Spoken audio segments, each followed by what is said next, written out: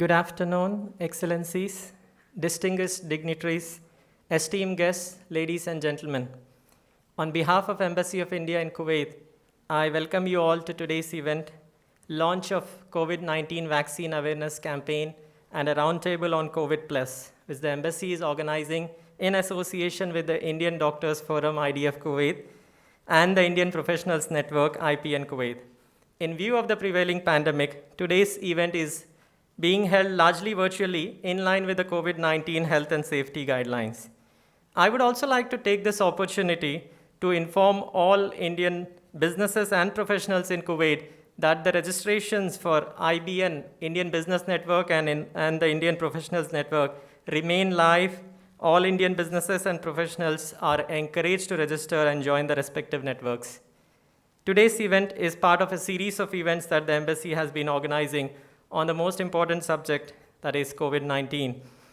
The Embassy had organized a symposium on COVID-19 earlier in February 2021, which had witnessed massive participation and tremendous positive response. Then, as a follow-up event in April 2021, the Embassy had also organized an expert talk on India's indigenous vaccine, Covaxin. This issue has also been addressed by His Excellency the Ambassador on many occasions, including in his in the recent open houses. Through today's event, we wish to generate more awareness on COVID-19 vaccines and also encourage everyone to come forward, register themselves and their family members for COVID-19 vaccination. In addition to the launch of the print and visual campaign for COVID-19 vaccine awareness, we will also have a roundtable with our panel of medical experts who will delve into the intricacies related to COVID-19 and all the recent associated developments.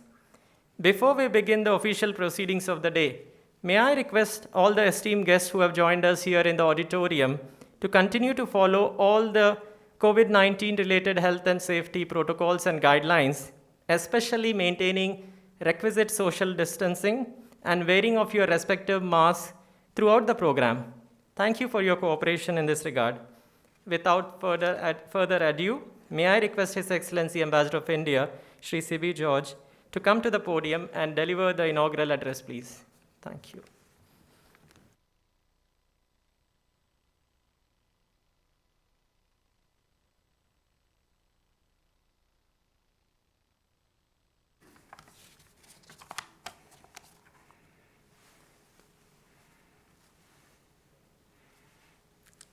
President of Indian Doctors Forum, Dr. Amir Ahmad. Moderator for the panel discussion today, Dr. Ramesh Pandita. Senior doctors who are in our panel today, distinguished guests, ladies and gentlemen, good evening to you all. Welcome to Embassy of India. I begin my address by thanking His Highness Sheikh Nawaf Al-Ahmad Al-Jaber Al-Sabah, Amir of the State of Kuwait, and His Highness Sheikh Mishal Al-Ahmad Al-Jaber Al-Sabah, Crown Prince of the State of Kuwait, for hosting the large Indian community in Kuwait, and for the care and support the government and the people of Kuwait extend to the Indian community during the COVID-19 pandemic. I would also like to express my sincere gratitude to the leadership, government, and the people of the State of Kuwait for the timely assistance provided to India during the second wave of peak COVID-19 infections witnessed by India. I would also like to convey my heartfelt appreciation to the Indian community in Kuwait for their contribution in mobilizing oxygen supplies to India. Vasudhaiva Kutumbakam, meaning the world is one, is central to India's civilizational ethos. Standing true to our ethos and age-old beliefs, when it was India's turn to put its production and delivery capacity to help all humanity in fighting the virus, we did that. India extended medical and other assistance to more than 150 countries in the fight against COVID-19 pandemic, when the global crisis has severely tested the resilience of all nations. India's rapid response teams were deployed in 8 countries. Indian naval vessels and Air Force airplanes delivered supplies along a wide arc to friends and partners. Now, when the second wave of COVID-19 infections has suddenly tested India's capacity, the world has stepped in. This is what collective struggle is all about, and the world needs to fight this battle in a cohesive and coordinated manner. Dear friends, I thank Indian Doctors Forum, its president Dr. Amir Ahmad, and senior doctors who have joined us today as panelists and experts. The IDF team is our trusted partner. The team is always in the forefront of the efforts of the embassy in ensuring the welfare of the Indian community in Kuwait. I thank IDF for its humanitarian efforts and its many endeavors in supporting the Indian community in its efforts to fight the pandemic. Dear friends, we are all aware of how COVID is changing the course of our living history. It's a global challenge of a magnitude that humanity has not experienced in recent memory. It is continuing to throw up new challenges to every country, every society, and every family, including in India and here in Kuwait. With each passing day, one gets to hear of a new development as far as COVID-19 is concerned. We hear of new variant rearing its ugly head in some part of the world and the consequent fear of its spread to other countries around the world. Or we get to hear of the occurrence of second, third, or even fourth wave of new peak infections. Or we get to hear of the new complications medical experts, scientists are discovering in COVID-19 affected individuals and so on. By recounting all these, I do not want to sound pessimistic, nor do I wish to scare you all. What I really intend to do is to tell you that this challenge that we face is an evolving one. It is rapidly changing and posing serious questions with its myriad manifestations. In order to face this continuously evolving pandemic, we need to remain eternally vigilant. We need to adapt and find innovative solutions to counter this existential threat that we face. We need to understand that post-COVID-19, we will have a new normal. COVID-19 will no doubt be an epochal marker of our times. It is in this context that the embassy is organizing today's event, through which we seek to do two things. First, we wish to drive home this message to all our fellow Indian brothers and sisters in Kuwait that they should get themselves and their loved ones vaccinated against COVID-19. Vaccination is all but the first step we need to take urgently to protect ourselves from serious illness arising out of this infection. We will still need to continue to follow all the COVID-19 related guidelines and protocols, including wearing our mask properly, maintaining adequate social distancing, following necessary hygiene, etc. Remember, the new normal consists of all these things in our day-to-day lives. To drive home this message of importance of vaccination, the embassy, in association with the Indian Doctors Forum in Kuwait, is launching today a dedicated COVID-19 vaccine awareness campaign. With this campaign, we intend to reach out to each and every one of our fellow Indian brothers and sisters here in Kuwait. We have brought a booklet with COVID-19 vaccine-related information in as many as 14 languages. We are grateful to all the doctors from IDF Kuwait who have authored this booklet. It is their expert comments and suggestions that constitute this book. In addition, I am also glad to announce that we are launching a video campaign with messages from your doctors, again in 14 languages. This initiative, I believe, will definitely help in dispelling the many myths that people still have about COVID-19 vaccines. My request and message to all of you is simple. Please follow the advice of expert medical professionals and register for vaccination. I also urge the community to use the free multilingual teleconsultations offered by our doctors. Ask any questions, seek any advice, share your stress and strains with us. Don't get panic, don't worry, don't shy away from raising your issues. with our doctors and with your embassy. Please use the 12 new WhatsApp numbers for contacting us in multiple languages. We will do everything humanly possible to address your worries and concerns. Dear friends, we also have a roundtable on COVID Plus planned today. Many of you may be wondering what this plus means in the context of COVID-19.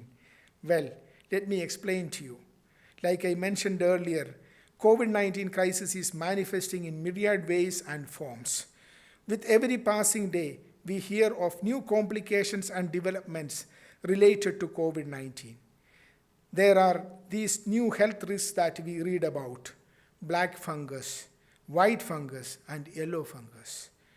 There are media reports that the next wave of infections with newer strains of the COVID-19 virus is likely to be more harmful to young children and including infants. The plus represents these developments.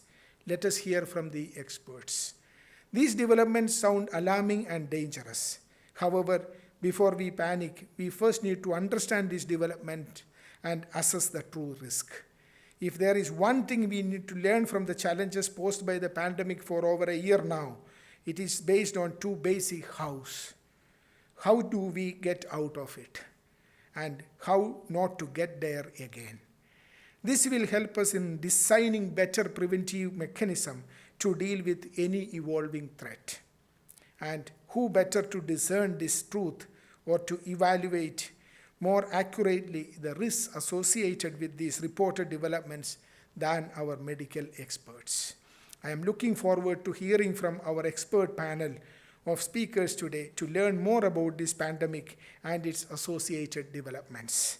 This, I believe, will also help us to be better prepared to prevent, contain, recover, and rehabilitate from the pandemic. Dear friends, before I conclude, I would like to reiterate that as Ambassador of India to Kuwait, I am particularly happy to see the excellent cooperation between our two countries in the fight against COVID-19. Our doctors, our nurses, and our medical professionals, through their hard work and sacrifice, brings respect and admiration to our motherland. We continue to explore newer ways and means to further strengthen our cooperation and engagement in the healthcare sector. This morning, I called on Honorable Deputy Prime Minister and Defense Minister of Kuwait, His Excellency Sheikh Hamad Jaber Al Sabah, where we discussed the ways and means to further strengthen our relations, including in the fight against the COVID-19 pandemic. I once again thank you all for joining us. I urge all present here to share the link to others who could not join us today.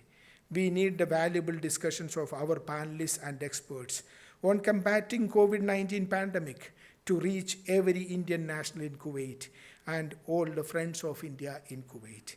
I look forward to a very fruitful discussions today. I also thank our journalist friends who are present here today. Once again, thank you and good evening.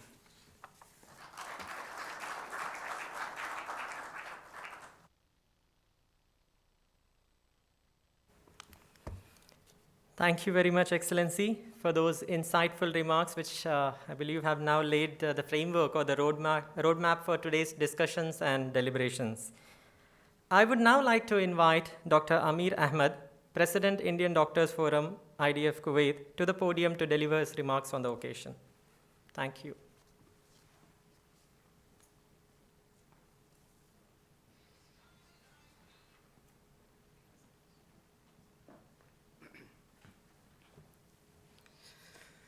Honorable Ambassador of India, His Excellency Mr. C.B. George, respected senior members of the Indian community, our Kuwaiti guests, former presidents of the Indian Doctors Forum, my colleagues, friends from the media, Assalamu alaikum, namaskar, good evening.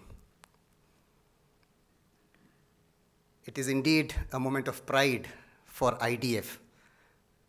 And from the bottom of my heart, Your Excellency, I would like to thank you for all the compliments that you have showered upon IDF. We, the Indian community, are truly blessed to be having an ambassador of your stature. The people are as good as the leader.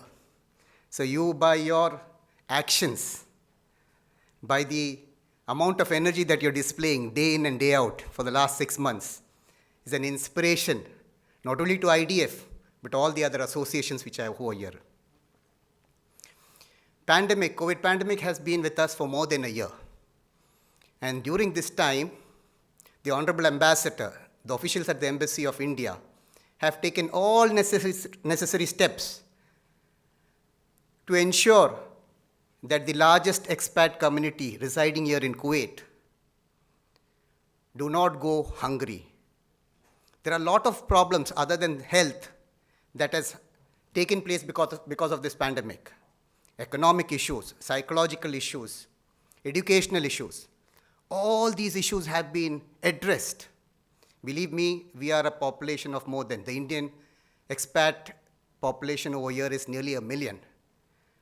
And this is no small job for the Embassy of India. But under the able leadership of the Honorable Ambassador, the officials of the Embassy of India have been able to address each and every problem in the best possible manner.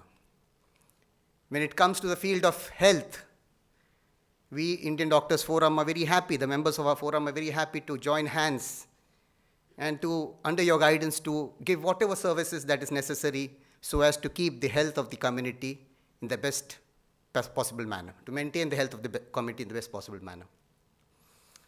Yes, we are there. Teleconsultation is going on, as Excellency mentioned. 24/7, we are available in 14 different regional languages. You can call us. The list is published at the Embassy website. Through our various webinars and symposium, we try to create health awareness so that our community members can take the necessary precaution. One of the most important steps to win our fight against COVID pandemic is to get vaccinated. We are here to launch the event regarding awareness, creating an awareness about vaccination, the importance of vaccination. Vaccination does not protect you only against severe disease. Vaccination also protects the community. You get vaccinated, you protect the community. That's called herd immunity. So you need to get vaccinated not only for yourself, but for the community too. Here, we have made a very humble effort. 14 of our doctors have written down, compiled a small booklet and rendered a small video presentation in 14 different languages, as His Excellency mentioned. With your permission, I would just like to name those doctors. The original transcript was written by Dr. Saroj Grover, our former Vice President of IDF and an infectious disease specialist. And the same was translated in various languages and delivered on the video by the following doctors. In Urdu, we had Dr. Hassan Ali Khan. In Hindi, it was Dr. Mohan Ram. In Gujarati, it was Dr. Burhan Shabir. In Bengali, it was Dr. Susovana Sujit. In Assamese, it was Dr. Anandita. In Oriya language, it was Dr. Asit Mohanty. In Telugu, it was Dr. Satish Talipadi. In Kannada, we had Dr. Narendra. In Tamil, it was Dr. Sabita. In Marathi, it was Dr. Aparna Kadam. In Konkani, it was Dr. Jagannath. And finally, in Malayalam, it was Dr. Anila. Through these videos, we have just tried to focus upon the importance of getting vaccinated, as I mentioned, to prevent oneself from getting severe infection and also to protect the community. I will conclude my speech by once again reiterating and re-emphasizing what His Excellency mentioned about the COVID-appropriate behavior. Wearing of mask, washing your hands regularly with soap or with sanitizer, and third, maintaining social distance. So even if you are vaccinated, we need to follow this protocol till such time that the officials from the Ministry of Health or international bodies tell us not to do so. So let us all join hands together. Let us all join hands together against a fight against COVID. Stay safe, stay healthy. Thank you.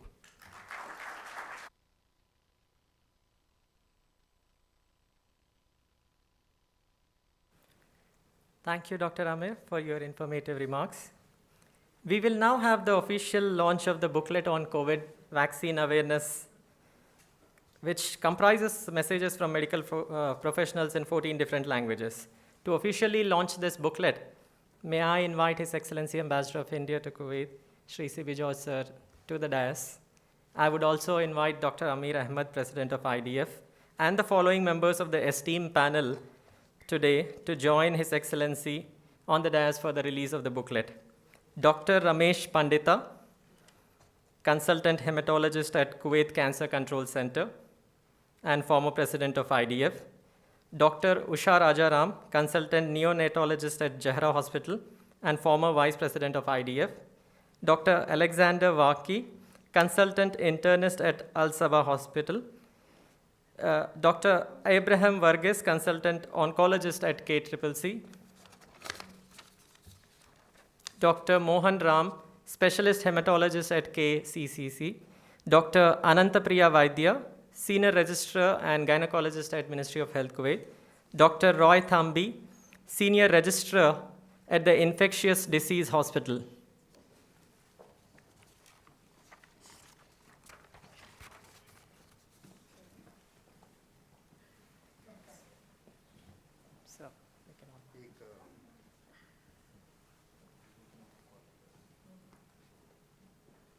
Felicity.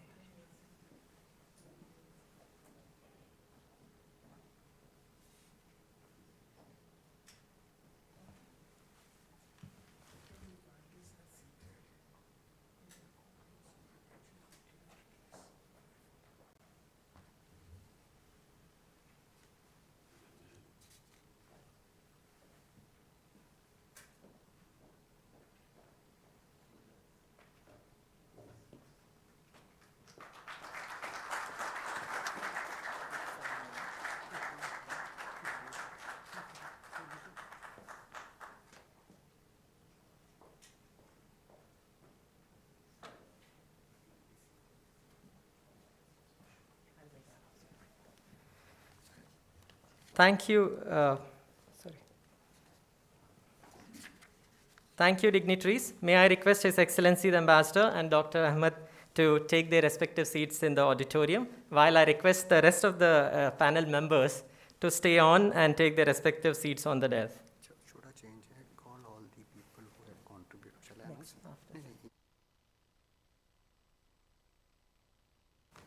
Sir.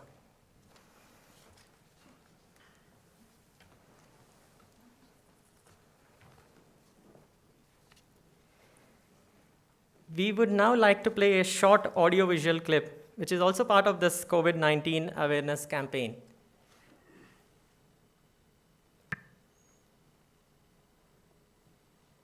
The novel coronavirus has made its way to the United States with a confirmed case. There's currently no vaccine outbreak. The world economy has been rocked by a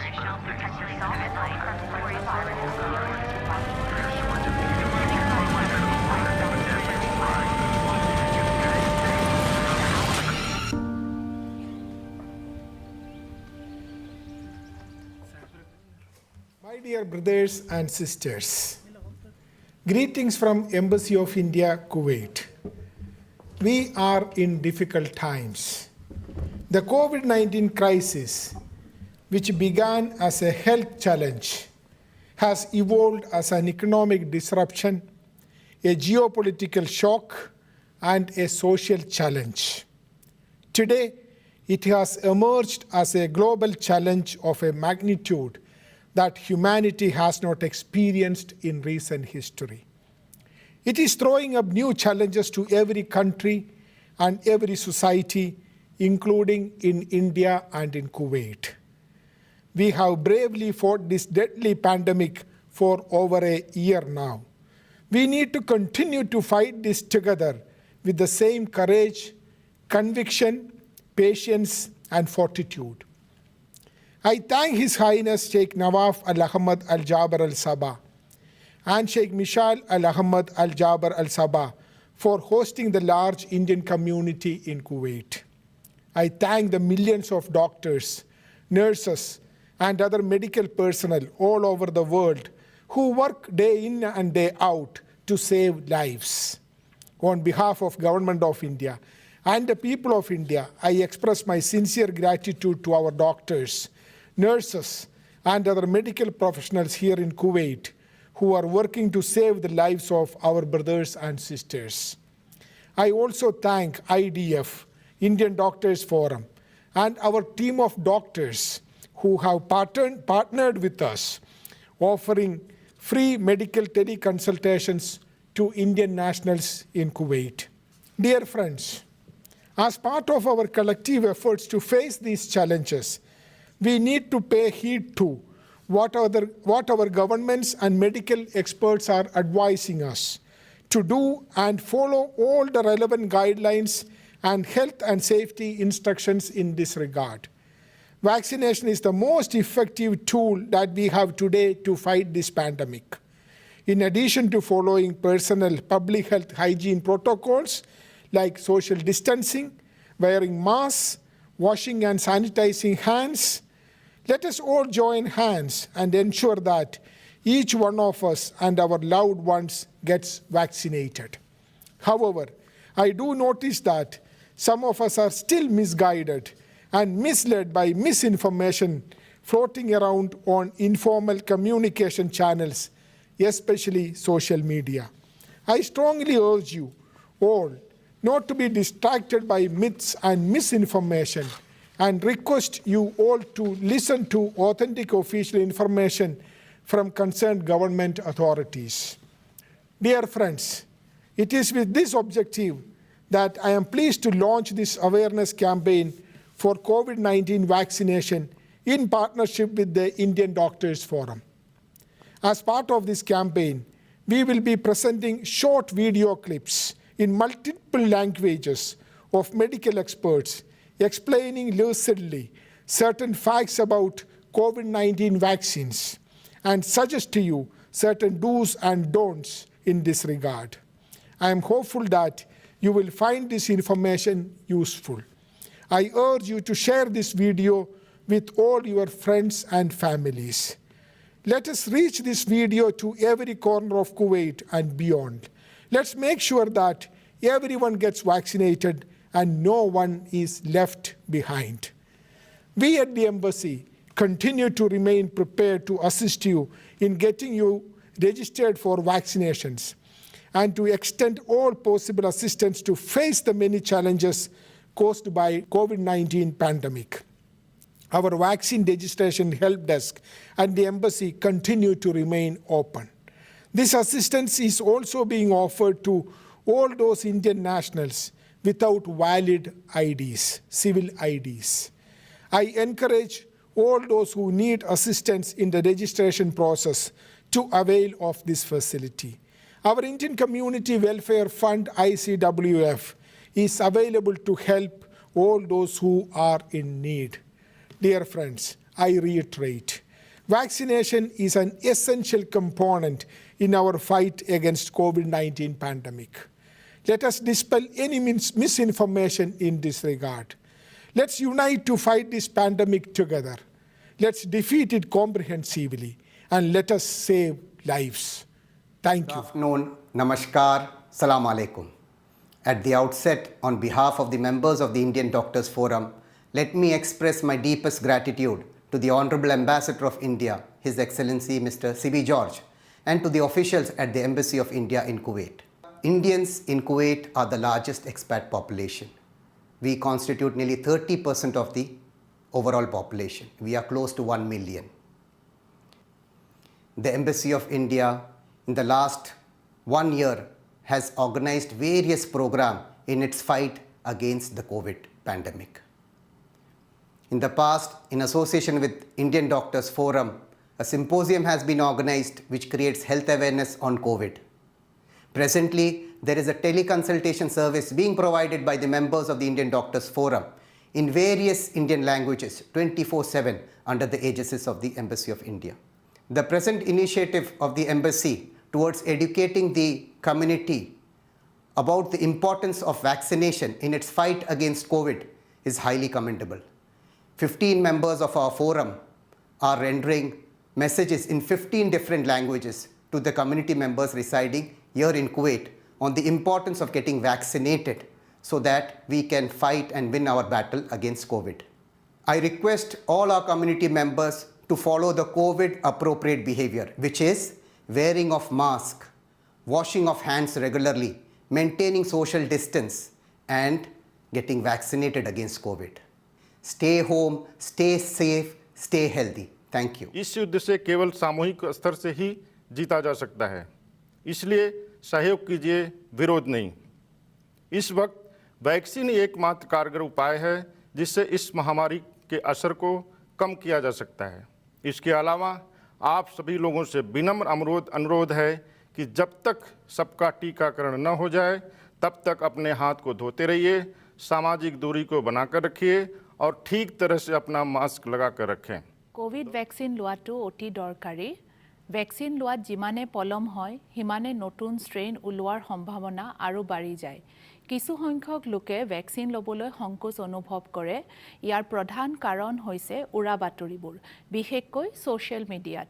প্ৰতিস্থাপিত সংগঠন যেনে world health organisation আৰু ministry of health કુવૈતર ગાઈડલાઇન્સবোৰেহে જેન રાઇઝે માની ચલે। લોકોમાં એમ સવાલ છે કે કઈ રસી વધારે સુરક્ષિત અને અસરકારક છે।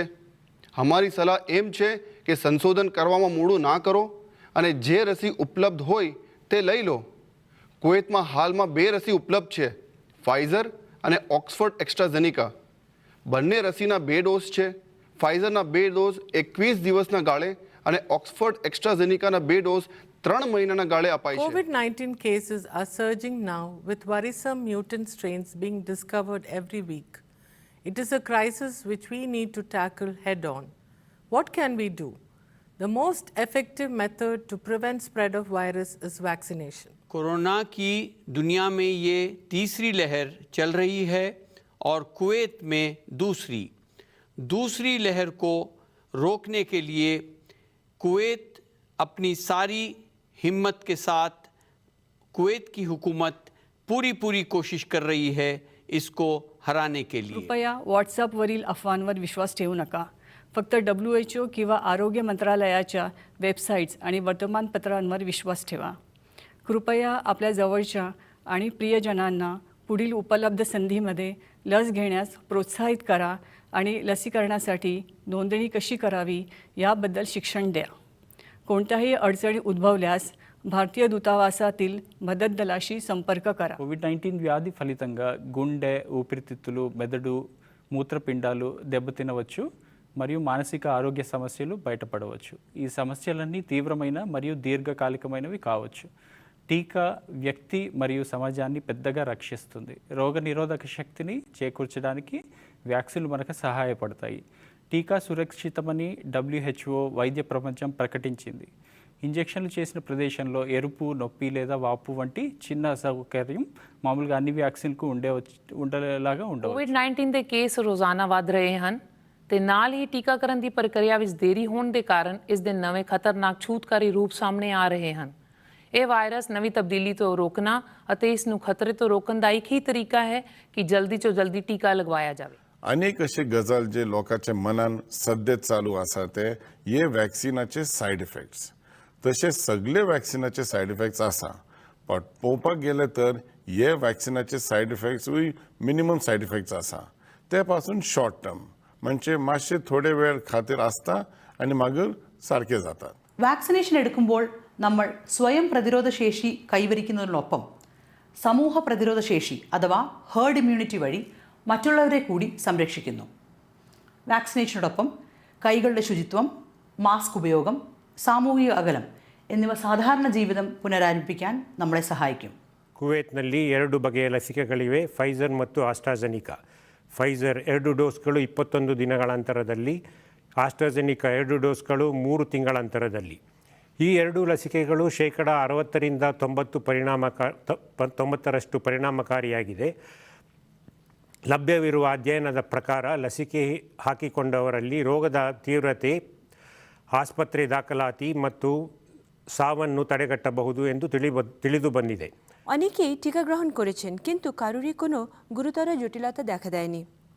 বেশিরভাগ মানুষই পার্শ্ব প্রতিক্রিয়া হিসেবে ইনজেকশনের জায়গায় লালচে দাগ, ব্যথা বা ফোলাভাবের কথা জানিয়েছেন।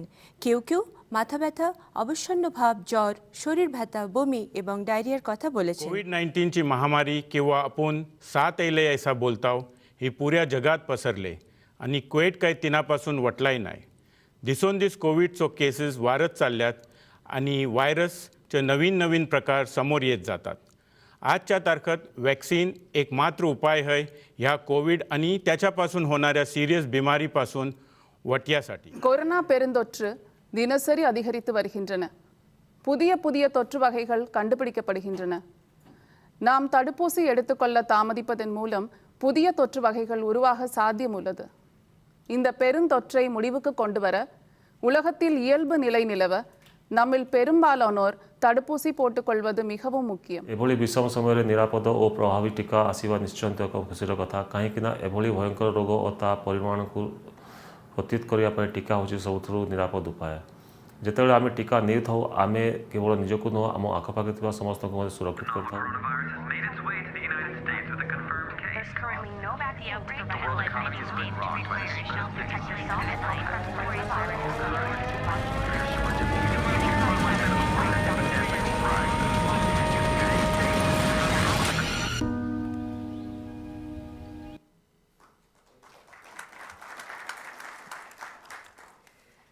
Before we move on to the next part of today's event, I would like to request His Excellency Ambassador of India to Kuwait to once again come to the dais, and Dr. Amir Ahmed.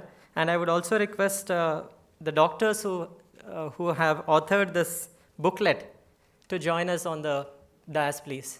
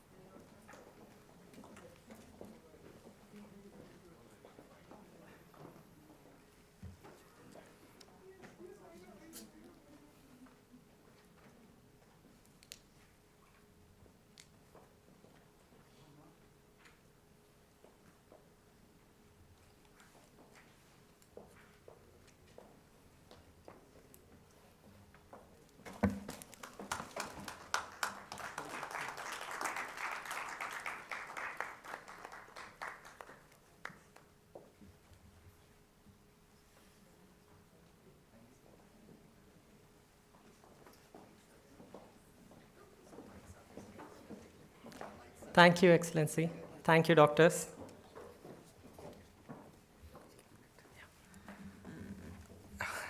In my enthusiasm, I forgot to acknowledge Dr. Aarti Chadda. She had spoken in Punjabi and written the transcript in Punjabi. And the General Secretary of Indian Doctors Forum, Dr. Nazim Parker, he had delivered his video presentation in Konkani, but the Maharashtra version of Konkani, Marathi version of Konkani. Thank you for the clarification, Dr. We now come to the second part of today's event, which is the roundtable on COVID+. The roundtable discussion would be moderated by Dr. Ramesh Pandita, who is the consultant hematologist at KCCC.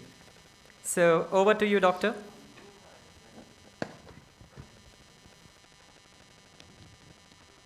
Thank you.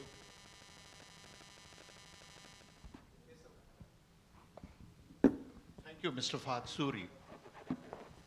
This is an important component of today's presentation, primarily because COVID-19 has thrown a huge challenge to nations, to economies, to healthcare systems across the world. It has thrown challenges to families. It has thrown challenges to individuals. The response from the scientific community and the health community workers has been remarkable. If you appreciate that the pandemic started somewhere in November, and what you had a response in the shortest period time, we had the diagnostics available to diagnose this disease.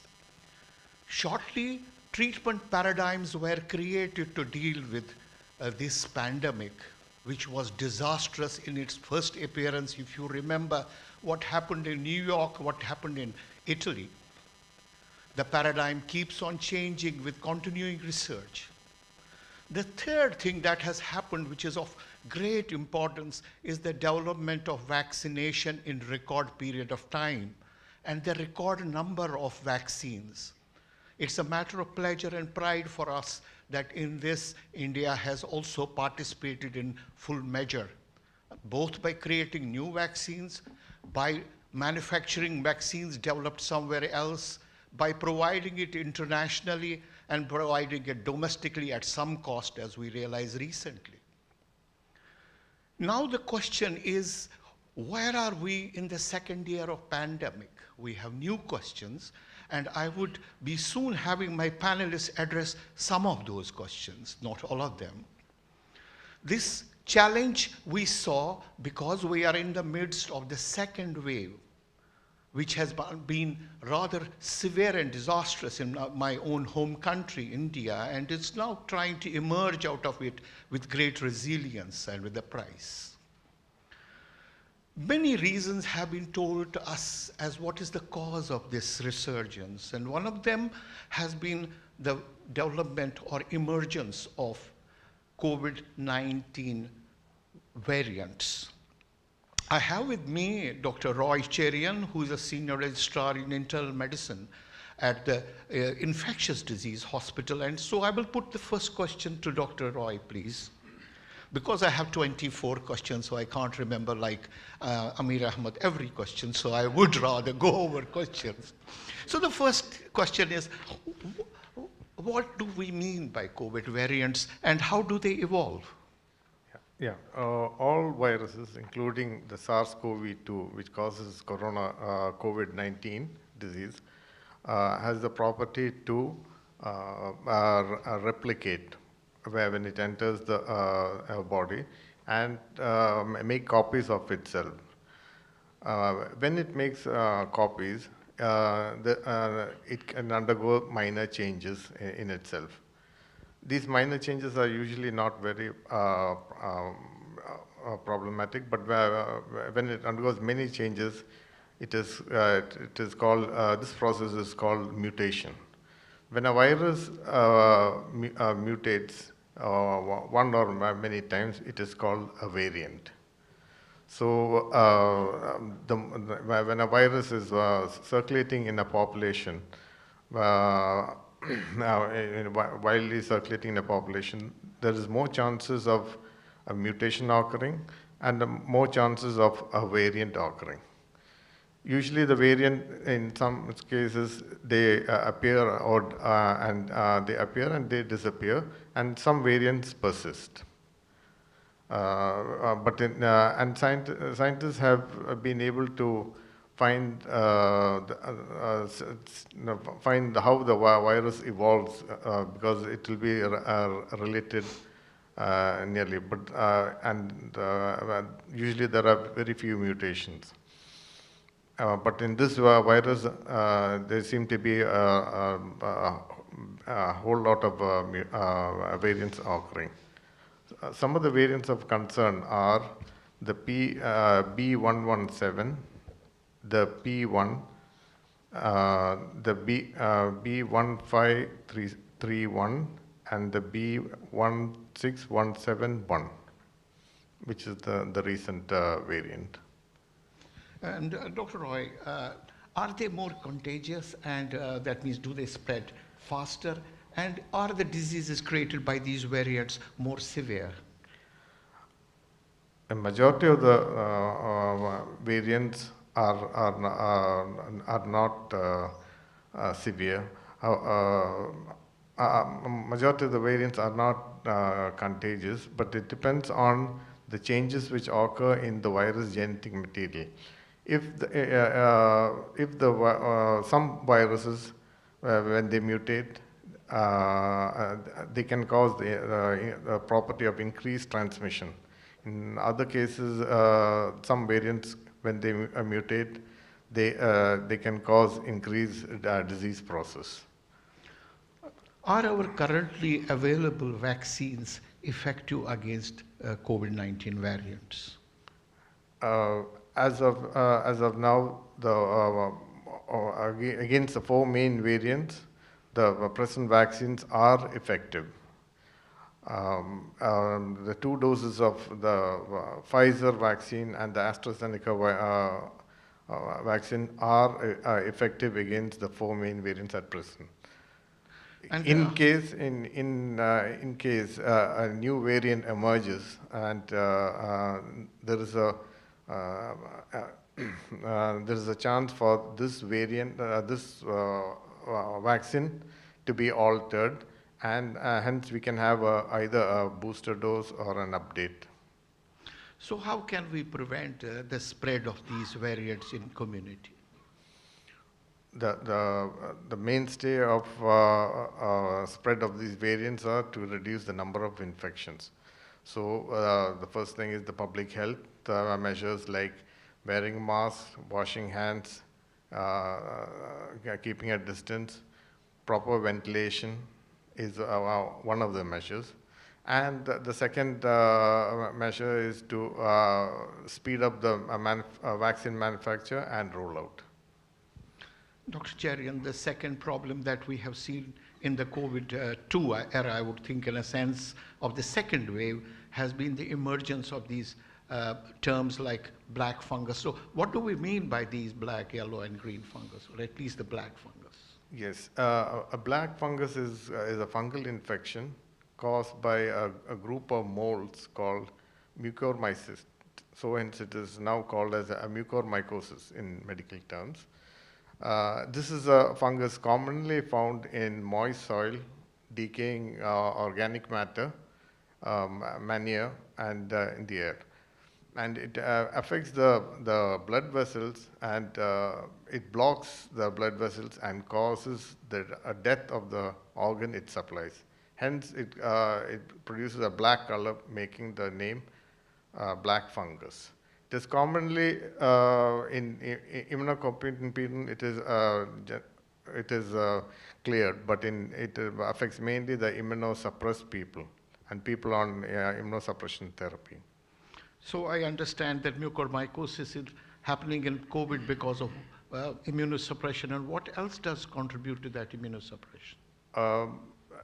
In COVID, you mean? In COVID patients, we are seeing more mucormycosis. Yes. So what is the reason we see mucormycosis? This black fungus is seen in severe COVID patients and in patients who are post-recovery, weeks to months after the COVID infection. It is mainly because of the injurious overuse of the steroids, which is used as a treatment for the treatment of COVID, which reduces the inflammation in COVID, and it also reduces the suppression.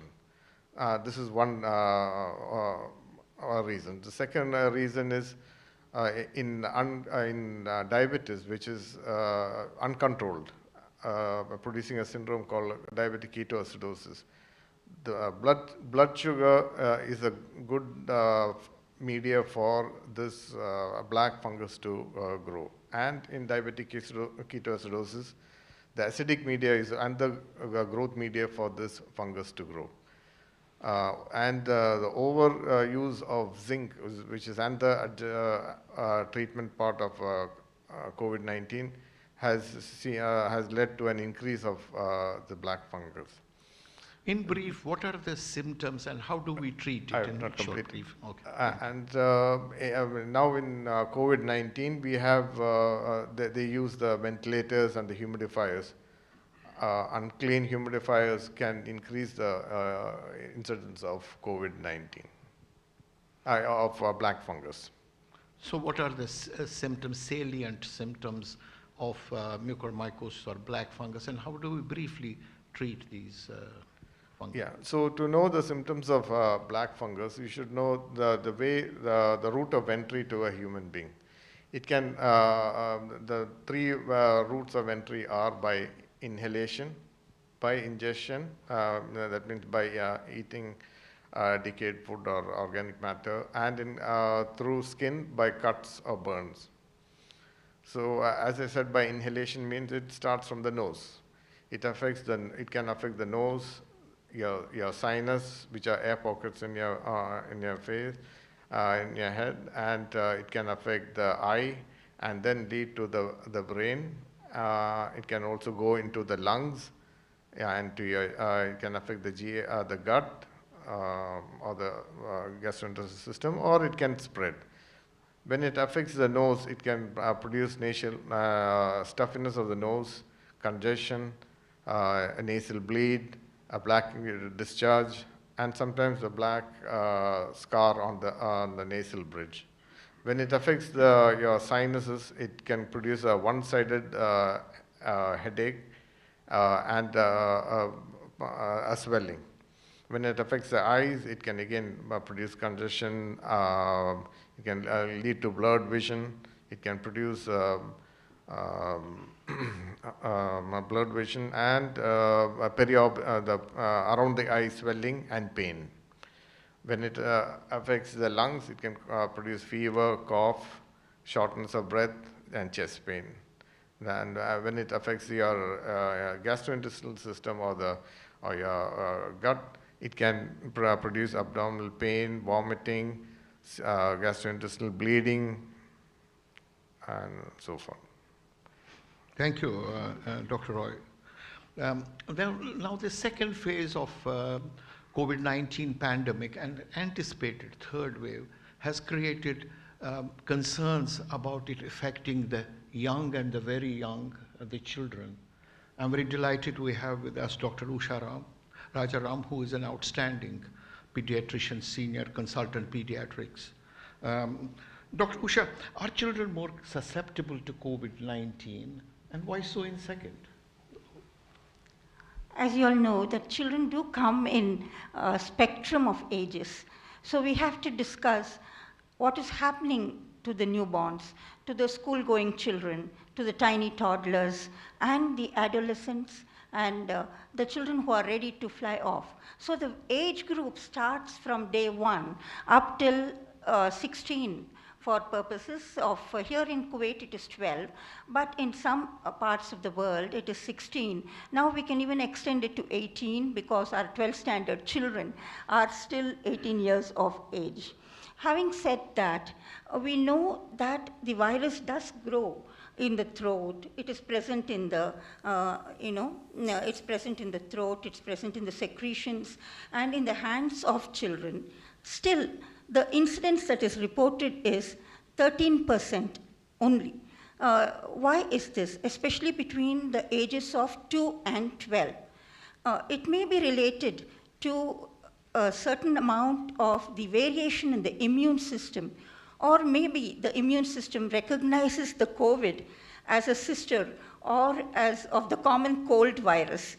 So it is a truth, and it is an observed experience for all of us, that between the ages of 2 and 12, the incidence of the COVID-19 is not so much. Having said that, I would like to go back to our newborn babies. See, here there is a question of the mother and the child. So if you have a mother who is COVID positive but asymptomatic, and she delivers a baby, the baby has to be isolated unless proved that it is not infective. We do have special centers for that. And if you have a mother who is COVID positive but very critically ill, and is admitted into the intensive care, and she herself is on support systems, then the baby is rather delivered early and may be a very high risk for the baby to have the infection. And this baby also has to be admitted into the center, tested for COVID infection, and then the child is discharged depending upon his gestational age. Then we go on to the school children. In this, fortunately, in the school age group, I think when the pandemic started, the awareness was so much that the adults who take care of the children immediately closed all schools. They stopped all the amusement structures, no visits to beaches or parks. So this was one of the reasons which I can think about, that because of the intense prevention measures, there were not many cases that presented in this age group. Then the third thing is, even if you say that they presented with COVID infection, it was not very serious, and it was only a few cases that needed to be admitted into the hospital. And when they were admitted into the hospital, they had special centers where they are taken care of. So I would think if the measures of prevention by masking and cleanliness and the hand sanitization is reinforced, and the children are educated. It is very lovely to see small children run around for the sanitization bottle. And so they are aware now, and awareness among the school children should increase, and this may prevent a second wave. Even if there are variants, it may help a lot. Thank you. So which children are at high risk of developing severe disease? Yeah, that's an interesting thing, because there are certain children who are having certain disease processes that do not help them to form the immunity. They are called the immunodeficient group of children, and these children do need regular checkup and replacement. That is one group. The second group is children with congenital heart disease, in whom the oxygen itself is low. The third group is the children who have asthma. This is the very severe form of infections can occur in this group, who have allergies and who can develop severe wheezing and respiratory problems because of a COVID infection.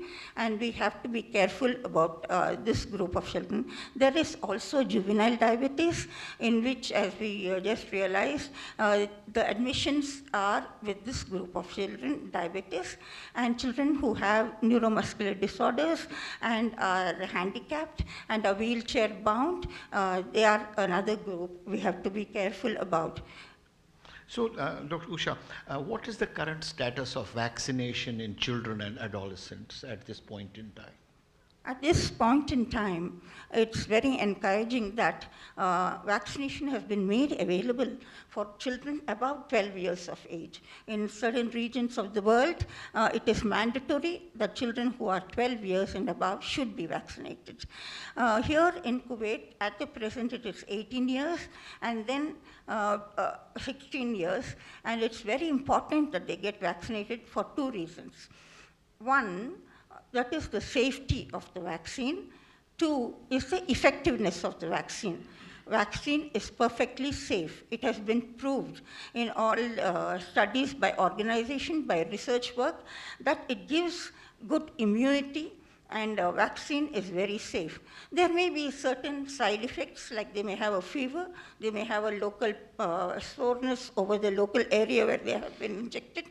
But if you prepare them well, the vaccination is very effective also. But what we are really learning now, Dr. Pandita and the group, is that we do not know the duration for which this is going to protect the child. The child is growing. Is it 1 year? Is it 2 years?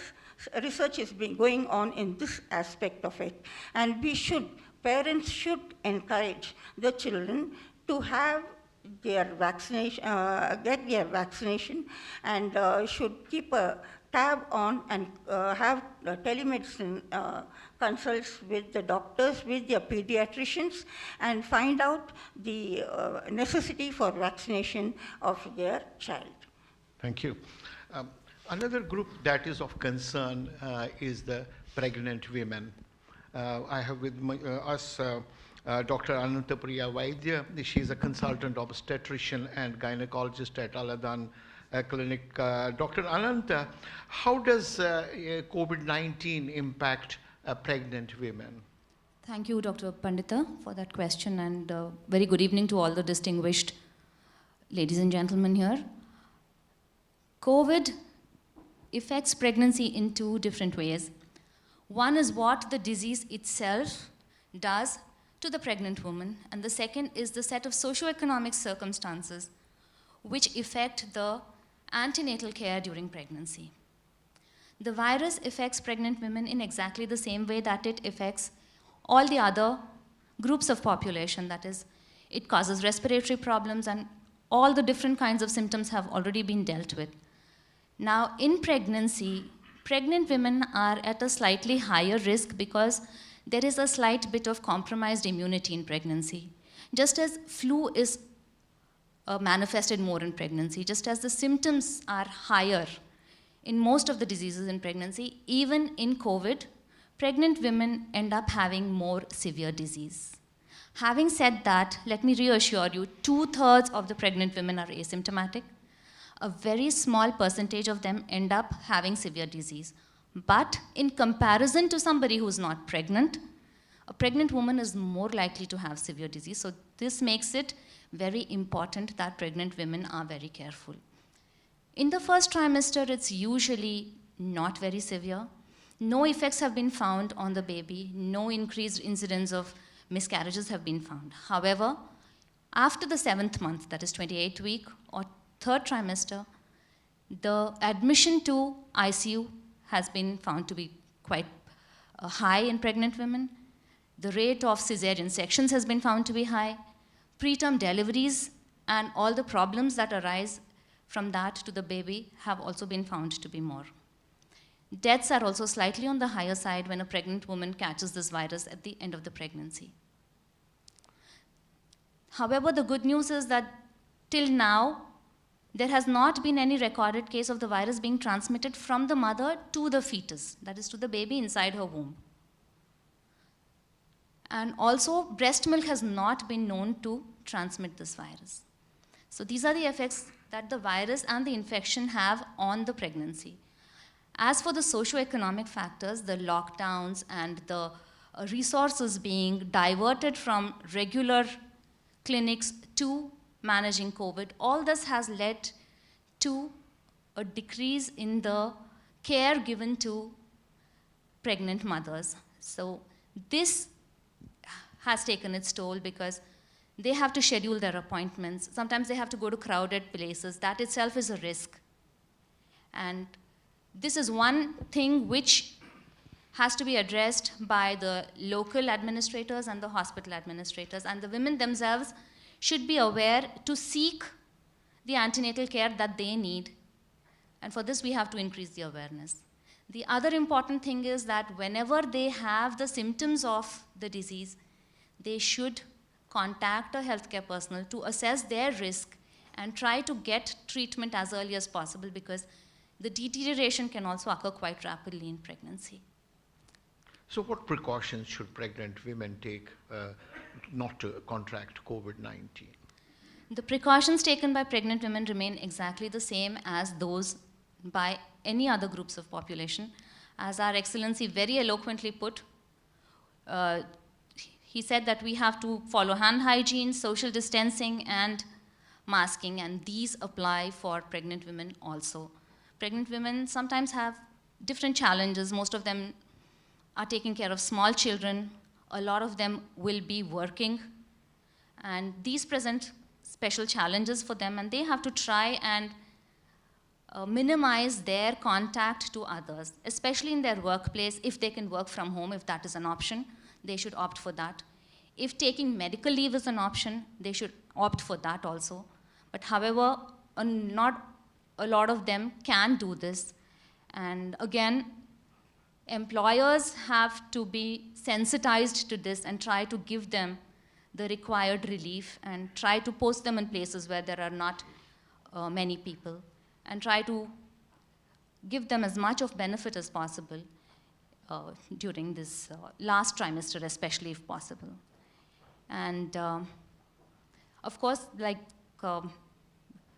hand hygiene is very, very important, especially if they are taking care of young children. It becomes all the more important because children, as we know, they can pick up dust and so many other problems. So hand hygiene and masking.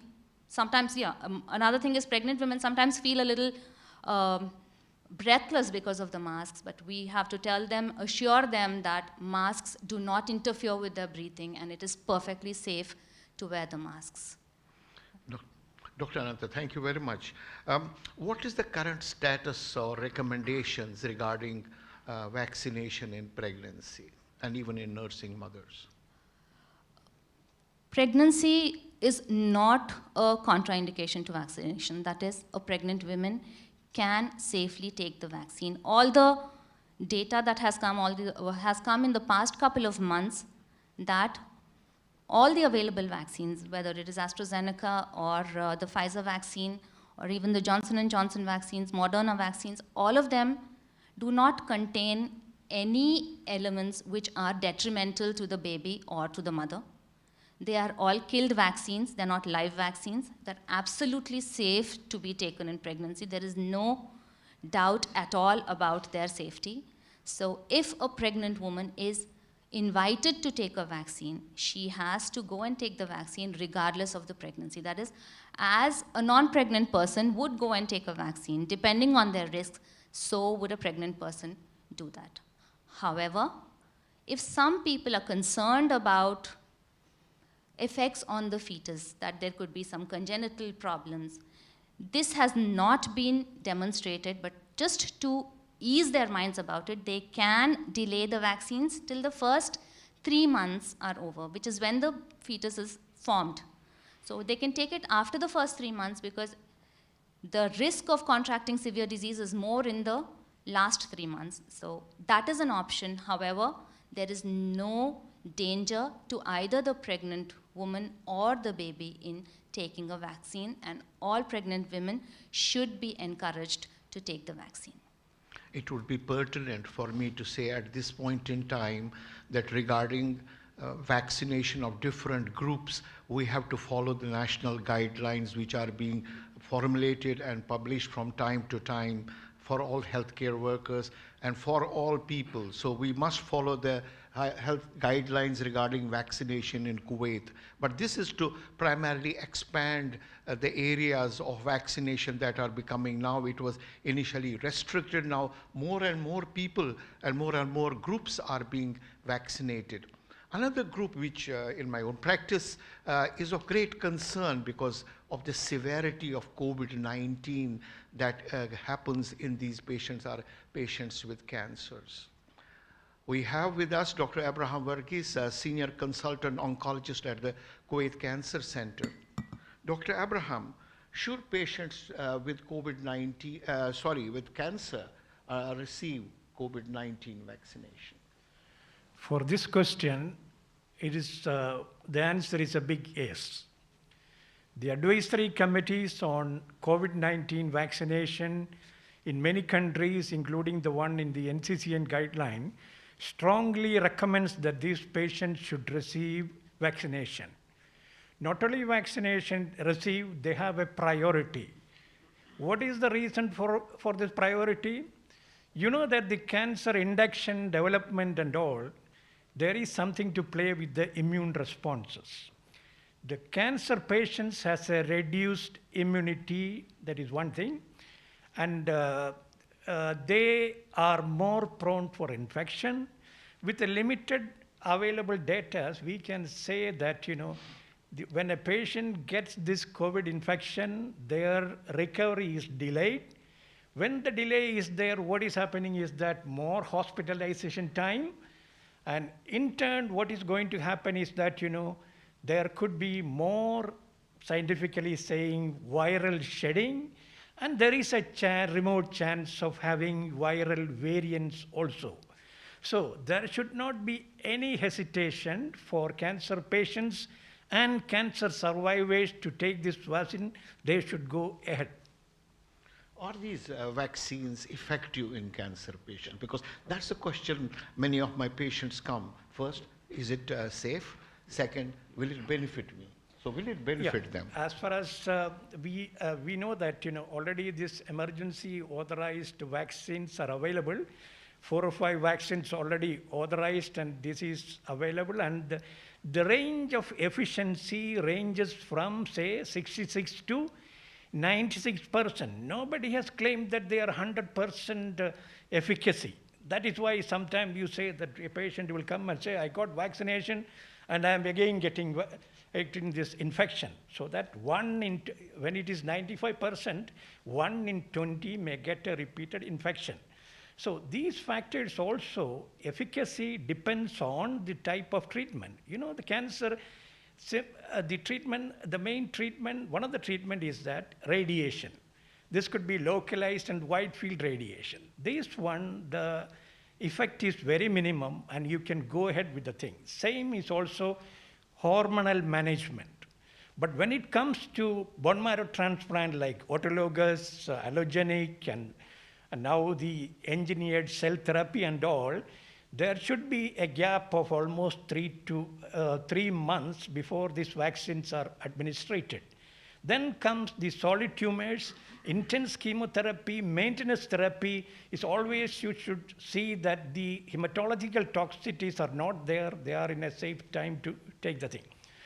The other treatment, there are a lot of complicated treatment like targeted therapy, checkpoint inhibitors, immunotherapy and all these things, it is always better to discuss with your oncologist before going for any vaccination. But generally, these, as we say that they are all efficacy, and when the treatment is interrupted or stopped, you know, the immunity comes up, you know, you don't have to worry much. Are the vaccines safe in cancer patients? Dr. Ramesh, already if you say now, more than 300 million vaccines patients have been, general population has been vaccinated, and quite a good number of them, at least 15 to 20% is cancer patient also. But these vaccines, but you have to have, sometimes what is happening is that some safety measures should be taken into account, that one small thing people make it very big thing is that anaphylaxis.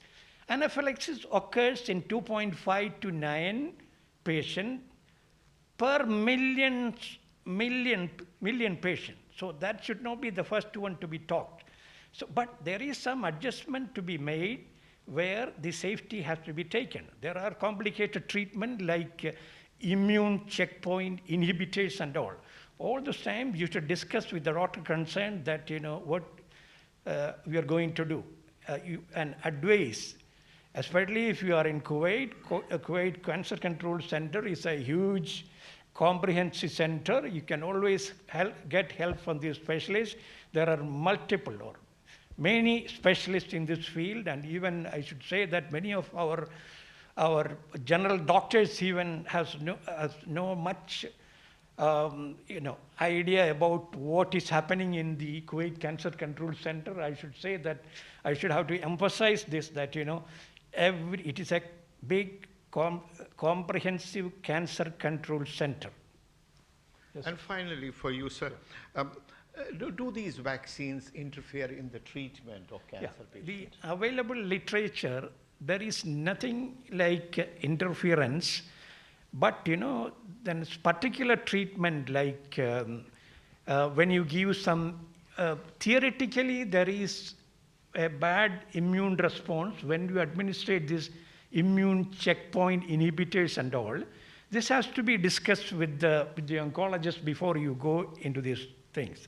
Generally, so far, we have not seen anything interfering with the management of cancer therapy if it is properly paced, or if you give a large window for this intensive treatment, you can get rid of these problems. Sir, thank you very much for a very elegant disposition on this topic. The second issue that comes up in patients with COVID-19 has been development of blood clots. They come up during the disease and thereafter also, and therefore are extremely important role for blood thinners or anticoagulants. With me is Dr. Mohan Ram. He's a senior hematologist at the Kuwait Cancer Center. Dr. Mohan, how are anticoagulants, or what are popularly called as blood thinners, important in the management of patients with COVID-19? It's a very important question. There are a lot of queries about this in the public itself and physicians. Before answering this question, sir, we need to understand in COVID-19 infection, the incidence of thrombosis varies from 1.1%, like patient admitted in the ward, up to the 69% admitted in the ICU. It's a very big percentage.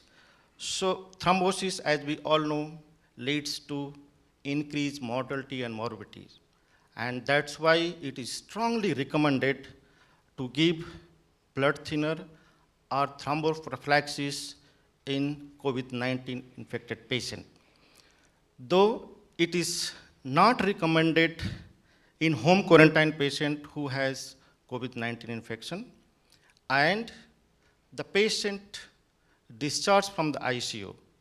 It is also not recommended. However, in certain situations like very old age, multiple comorbidities, morbid obesities, history of cancer, or he has a history of thromboembolism. Only this patient can take prophylaxis at home after discharge from the ICU.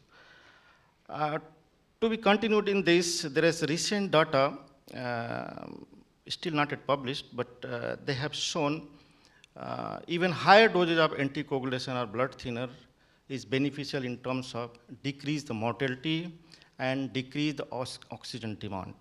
But the moral of the story, currently only thromboprophylaxis is indicated in hospital setting only. Dr. Mohan, some of the vaccines, particularly J&J and AstraZeneca vaccines, were rarely, very rarely actually associated with blood clots. What is it all about, and does it impact our way how we are going to vaccinate? Yes, there are certain adenovirus-based vaccines like AstraZeneca or Covishield and Johnson & Johnson have linked with thrombosis. This thrombosis, also called TTS, like thrombosis with thrombocytopenia syndrome, which is very, very rare. And it was found like 1 in 1 million population. So it's very rare. That too happens in female age less than 50 years.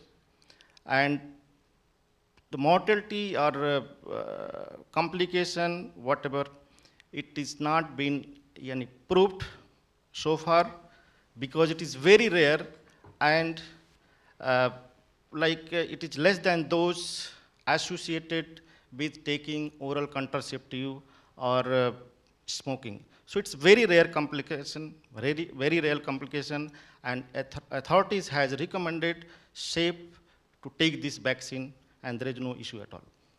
Thank you.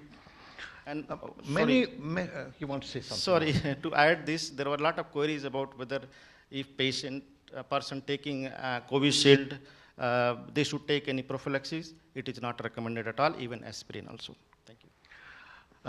Dr. Mohan, in our community, we have many people who are taking anticoagulants or blood thinners, or those who are on antiplatelet drugs like aspirin or Plavix. Should such patients have received vaccination? Yeah, another excellent question, sir. Actually, as such, there is no contraindication or problem taking vaccine, especially who is on blood thinner or aspirin, warfarin. But there are certain precautions they have to take, like person is going for some minor procedure. He should, after vaccination, vaccine site has to be pressed at least 5 to 10 minutes to avoid the hematoma. Of course, in any case, person has to consult his physician under whom is taking the treatment, this all blood thinner or aspirin, whatever. Thank you very much. This brings me to another issue which we are now seeing in patients with COVID, is most of the patients who get COVID-19 luckily recover completely. But unfortunately, some of the proportion of patients continue to have symptoms for much longer time. This is also called as long COVID syndrome or post-COVID syndrome. I'm very glad to that I have an expert here. Dr. Varki Alexander is a senior consultant physician and head of the medical unit at Al Sabah Hospital. He's also an advisor for the Royal College of Edinburgh for Middle East and North Africa. Dr. Alexander, what are the symptoms and conditions associated with post-COVID-19 syndrome? Thank you, Dr. Ramesh. A very good evening to the distinguished ladies and gentlemen. The term long COVID is a little unfamiliar term for the common public. Long COVID, this term refers to, or it means, or it describes actually, the effects of COVID-19 that continues for weeks or months beyond the acute illness. This is the shortest definition that I can give for the long COVID. Long COVID will last maybe usually for 4 weeks to 4 months and beyond. The second part of the question was regarding the symptoms. Yeah. What are the symptoms and conditions that are associated with long COVID? A lot of symptoms are there for the long COVID. 80% of the patients, they present with extreme fatigue of unexplained nature. Chest pain, shortness of breath, which may mimic a heart problem, is another set of symptoms. Dry cough, especially in those people who are taking certain types of blood pressure medicines. It is really distressing for them. Palpitation or feeling of increased heart rate with the change in the position from lying to sitting, sitting to standing. Another distressing symptom for them. Sleeplessness, anxiety, depression, clouding of the conscious level. You cannot put your thoughts into words or words into thoughts. We call it in the medical term as a case of brain fog. Numbness of the hands and legs, unexplained numbness on hands and legs. Headache, persistent headache, which does not fit with any of the clinical characteristics. Fever, continuous fever. Usually the fever is not high grade, but low to moderate degree of fever. Abdominal pain, skin rash. These are the common symptoms according to the priority I have been telling. So, what is the current management of this post-COVID syndrome? Well, that's a good question. Practically, the management of long COVID is supportive. This is a self-limiting condition. My first advice is don't be panic. Your patients has to be reassured. Patients needs reassurance. Those patients who are fatigued, all of us can understand the stage of fatigue is really distressing for anybody. Reassure them. I'm telling again, don't be panic. And you okay, go ahead, please, sorry. Patients, they should not overexert. They should do their day-to-day activities. Only important thing is that you do the best of your activity at the time of best of your energy level and mood. You have to pace your activities according to your energy level. In those cases where you feel a sort of brain fog, you may need the help of some of your family friends or family members. You may have to plan. You have to make a notepad of your activities. You should not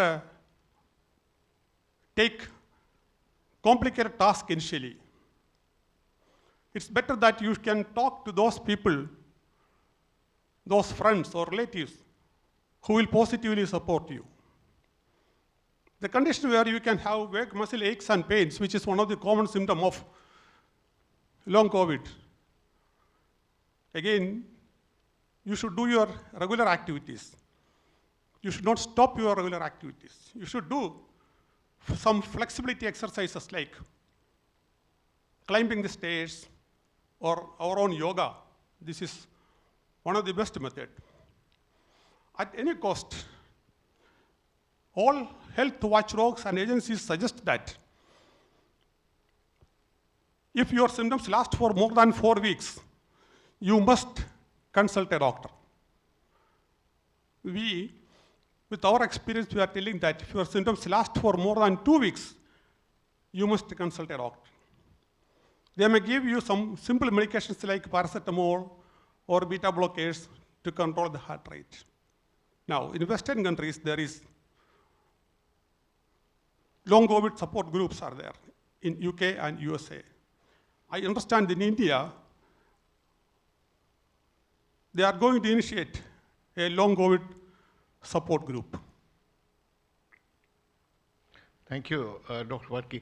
One quick question and one addition is that because it can affect different organ systems, they may need to see more than one specialist and they need to have a multidisciplinary group. But the question next is, should post-COVID patients or those who have long COVID, so-called long COVID or post-COVID syndrome, receive vaccination? That's correct. Coming to the first part of the question, multidisciplinary care, it is required in rare situations only, where your physician, a psychologist, or a physiotherapist will help you. The second part of the question, my answer is a big yes. There is absolutely no contraindication for vaccination in the long COVID state, unless you are having fever or concurrent infection. The present protocol says any patient who completed 3 months of their initial illness, they can go for vaccination. So again, the answer is yes. Thank you very much. This brings us to the conclusion of this panel discussion. What it tells us, number one, is that vaccination is extremely important.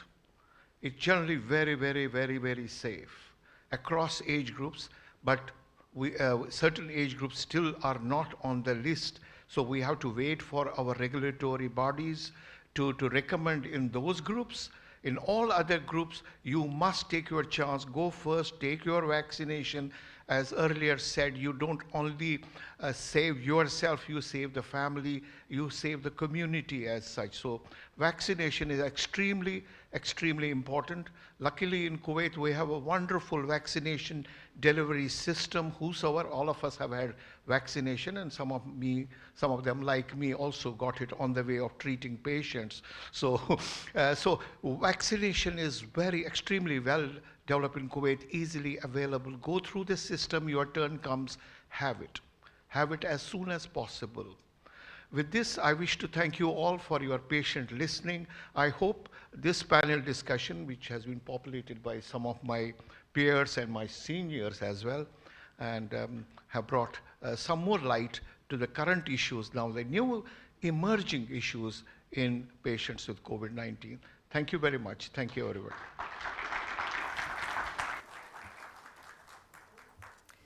I thank all the esteemed panelists for such an informative and educative discussion.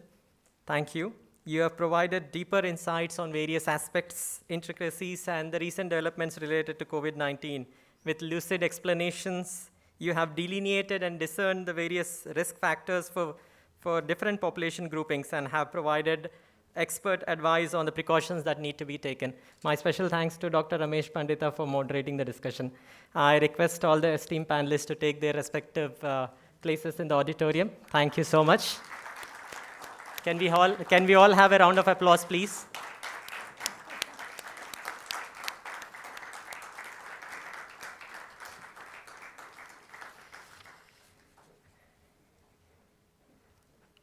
I would now like to once again request His Excellency Ambassador of India, Shri C.B. George sir, to come to the dais to present mementos as a token of our gratitude to all the esteemed panel doctors of today's discussion and also the esteemed panelists from the earlier symposium who are present here with us today. I would also request Dr. Amir Ahmed, President of IDF, to join the Ambassador for the felicitations. I will now be calling the names of the doctors in no particular order. Dr. Ramesh Pandita, Consultant Hematologist, Kuwait Cancer Control Center, who was the moderator of today's discussion.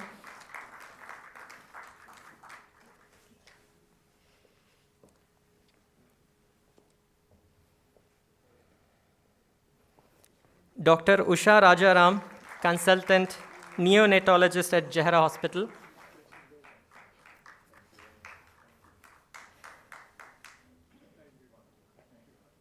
Then we have Dr. Alexander Vaki, Consultant Internist, Sabah Hospital.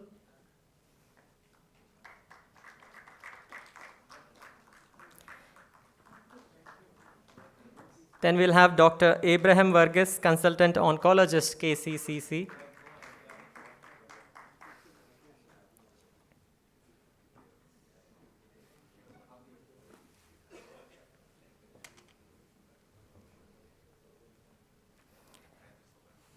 Dr. Abraham will be followed by Dr. Mohan Ram, Specialist Hematologist, KCCC.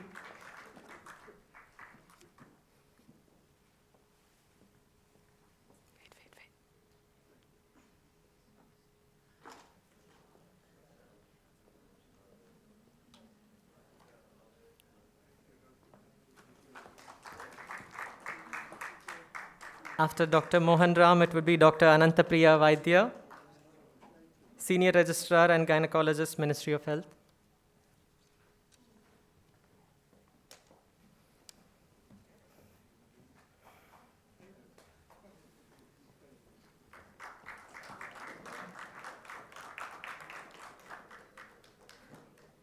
Dr. Anantapriya will be followed by Dr. Roy Thambi, Senior Registrar, Infectious Disease Hospital.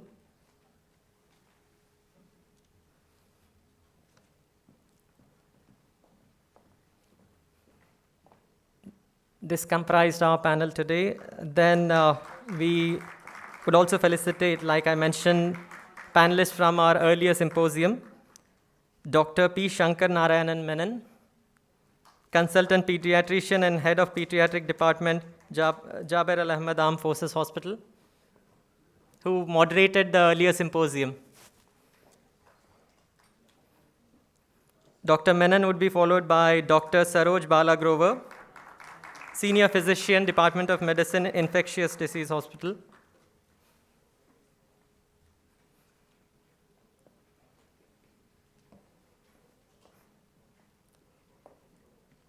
Who would be followed by Dr. Rohit Lohani, Senior Specialist, Department of Anesthesia.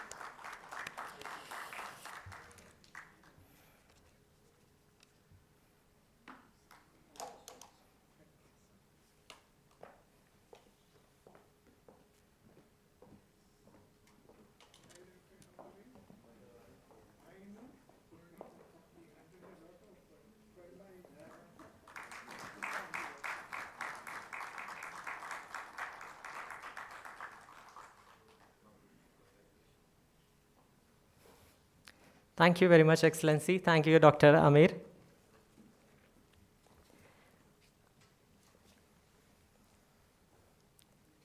With this, we come to the end of today's event. On behalf of Embassy of India in Kuwait, I would like to extend a formal vote of thanks to each and every one of you present here, all the members of IDF Kuwait, our esteemed panel speakers, business and investor communities from India and Kuwait, respected members of the Indian diaspora, and friends of India in Kuwait, all those who have joined us virtually on the virtual platform, and all the distinguished guests and viewers who are watching us live on Embassy's social media handles, and esteemed members of the media fraternity in Kuwait for attending this event and making it a success. The Embassy hopes that this event helps in encouraging everyone to take the right measures to combat COVID-19. We will endeavor to organize more events in the future for the welfare of the Indian community in Kuwait. Thank you. Be safe and be healthy, remain vigilant, and continue to follow all the health and safety guidelines related to COVID-19. Have a nice day. Thank you so much.